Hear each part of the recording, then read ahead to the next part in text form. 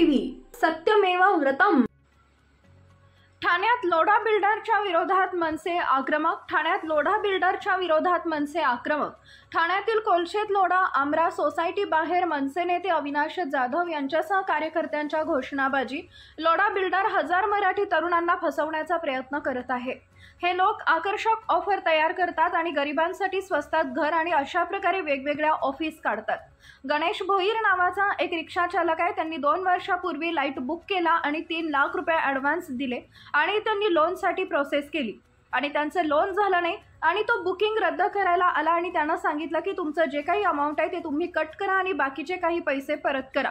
मागील 2 वर्षापासून त्याला बिल्डरकडून पैसे येत नाहीत। काल त्याला सांगितलं की तुला पैसे मिळणार नाहीत, जे करायचंय ते कर। अजून एक केतकी नावाची मुलगी आहे, त्यांचा देखील हॉटेलचा व्यवसाय होता आणि आई वडील नसलेली ती मुलगी आहे। त्यांनी देखील 15 लाख रुपये भरले आणि त्यांना 10 लाख रुपये परत देण्यात आले। आम्ही सोबत असल्यामुळे त्यांचे 5 लाख रुपये कट करण्यात आले। नाईक आणि पंडित नावाच्या महिला आहेत, त्यांनी देखील 2,08,00,000चं घर घेतलं, त्याला 65 लाख रुपयांचा दंड आकारला गेलाय। अशा हजारो केस बिल्डरच्या विरोध आहेत। बिल्डर पैसे कसं परत करत नाही अशा अनेक तक्रारी बिल्डरच्या विरोधात आमच्याकडे नागरिक घेऊन येत असतात। लोढा हे मंत्री असल्यामुळे नागरिकांची दखल घेतली जात नाही। रिक्षा चालक गणेश त्याचे पैसे परत मिळावे यासाठी एका वर्षापासून पाठपुरावा करत आहे, म्हटलं कुठल्याही प्रकारचा न्याय मिळत नव्हता। बाबासाहेब आंबेडकरांनी जो काही मार्ग दिलेला आहे त्या मार्गाचा वापर करून आम्ही आंदोलन करत आहोत। जोपर्यंत पैसे मिळणार नाही तोपर्यंत आम्ही जाणार नाही। बिल्डर पैसे परत का करत नाही हा एक बिल्डरचा विषय नाही तर संपूर्ण महाराष्ट्रामधील बिल्डरचा हाच विषय आहे। आमच्या गणेशनं 3 लाख रुपये दिले आहेत आणि तो सकाळी 8 वाजता रिक्षा काढून सायंकाळी 7 पर्यंत रिक्षा चालवतो, तेव्हा त्याला 1000 रुपये मिळतात आणि आता भागिले 3 लाख रुपये करा आणि त्याचे पैसे आम्ही खाऊ देणार नाही। आता रिक्षा चालकाला 300 दिवस लागले 3 लाख रुपये कमवायला। आम्ही लोढा बिल्डरच्या घशातून पैसे काढणार म्हणजे काढणार।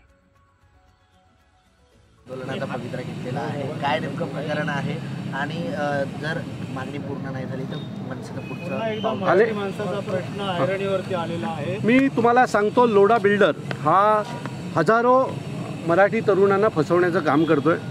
अनेक तरुण आणि हे लोक आकर्षित ऑफर तयार करतात की गरिबांसाठी स्वस्तात घर, आरामात पैसे द्या, कमवून पैसे द्या, असे वेगवेगळे ऑफर काढतात।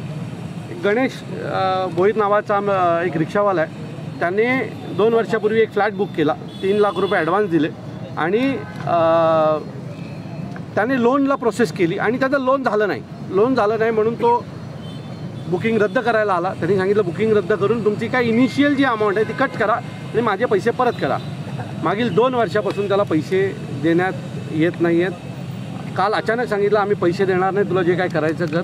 तिथे केतकी नावाची एक मुलगी आहे, तिचा एक व्यवसाय होता हॉटेलचा, ही आई वडील नसलेली मुलगी आहे आणि त्या मुलीने देखील 15 लाख रुपये भरले आणि 15 लाख रुपये भरल्याच्या नंतर तिला 10 लाख रुपये परत करण्यात आले। तेही मी 6 महिने पाठी लागल्याच्या नंतर 5 लाख रुपये तिचे कट केले। आणखी एक नाईक नावाच्या लेडीज आहेत, पंडित नावाची लेडीज आहे, तिने 2,08,00,000चं घर घेतलं आणि तिला 65 लाख रुपये दंड मारण्यात आलेला आहे। अशा हजारो केसेस लोढांच्या विरोधात आहेत। अप्पर ठाणा, लोढा पलावा, लोढा आमारा, अशा अनेक ठिकाणी अशा अनेक लोक आहेत ज्यांच्याकडनं 5-5, 10-10, 15-15 लाख रुपये घेण्यात आले आणि त्यांचे पैसे परत करत नाहीत लोढा बिल्डर। हा झाला बुकिंगचा अमाऊंट, हे पार्ट। अनेक कॉन्ट्रॅक्टर आहेत ज्याने घरं ह्या बिल्डिंगी बांधल्या आणि त्यांना बिल 2 कोटी रुपये झाल्याच्या नंतर 50 लाख रुपये लेना है तो लो, नाही तो कोर्ट पे जाओ असं सांगितलं जातं। इथे लोढामध्ये लोढा आमाराची टीम आहे ज्यांच्या मेंटेनन्सचे 90 करोड रुपये बिल्डरने खाल्ले असं लोढा आमाराच्या लोकांचं मत आहे आणि रोज लोढा आमारामध्ये दर रविवारी लोक साखळी आंदोलन करतात लोढा बिल्डरच्या विरोधात। अशा अनेक तक्रारी लोढा बिल्डरच्या विरोधात आहे, परंतु लोढा हे स्वतः मंत्री असल्यामुळे त्यांची दखल घेतली जात नाही आणि मी स्वतः 1 वर्ष झाला गणेशच्या पैसे मिळावेत यासाठी पाठपुरावा करतो आहे, परंतु लोढा बिल्डर आम्हाला कुठल्याही प्रकारचं न्याय मिळवून देत नव्हता। म्हणून आज बाबासाहेब आंबेडकरांनी जो मार्ग दिला आहे त्या मार्गाचा वापर करून आम्ही आज आंदोलनाला बसलेलो आहोत आणि जोपर्यंत सर्व लोकांचे पैसे दिले जात नाहीत तोपर्यंत आज आम्ही इथनं जाणार नाही। सर, जर मागणी पूर्ण नाही नाही झाले तर काय नेमकं पाऊल असणार आहे आणि किती जणांचा फसवणूक जी आहे असे अनेक लोक आहेत. म्हणजे आता तुम्हाला सांगतो, पंडित म्हणून एक महिला आली, त्यांचा फोन आला, 65 लाख रुपये दंड. 2 कोटीच्या घरावर जर 65 लाख रुपये दंड ती भरायचा असेल तिला, तर ती बाई कसं भरेल हो? मग घराची किंमत काय झाली? म्हणजे रेराचा कायदा आहे की जर बुकिंग रद्द केली तर तुम्हाला पूर्ण पैसे त्या माणसाचे परत करावे लागतात, असा कायदा आहे. तरी हे बिल्डर लोक त्यांचे पैसे परत करत नाही. मग कायद्याचा काय उपयोग? मग कायदे कशाला बनवले? मला असं वाटतं की बिल्डर लॉबी ही सरकारवर हवी आहे आणि त्याच्यामुळेच गरिबांना ह्या सगळ्या ह्याच्यातनं जातं.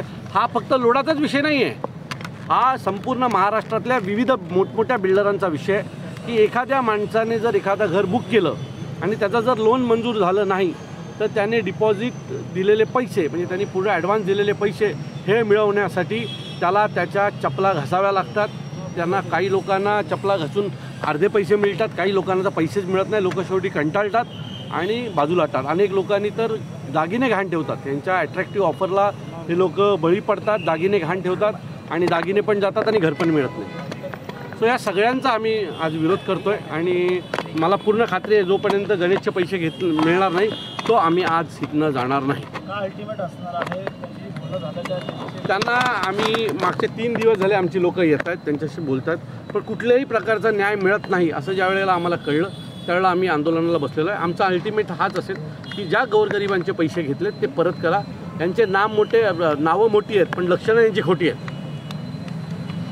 गरिबांना फसवणं, गोरगरीब जनतेचा विचार न करतं रिक्षावाले आहेत, काही भांडी घासणाऱ्या महिला आहेत, काही कुठेतरी मिडल क्लास 25,000ची नोकरी करणारी लोक आहेत, या सगळ्यांची फसवणूक लोढा बिल्डरकडनं होतं.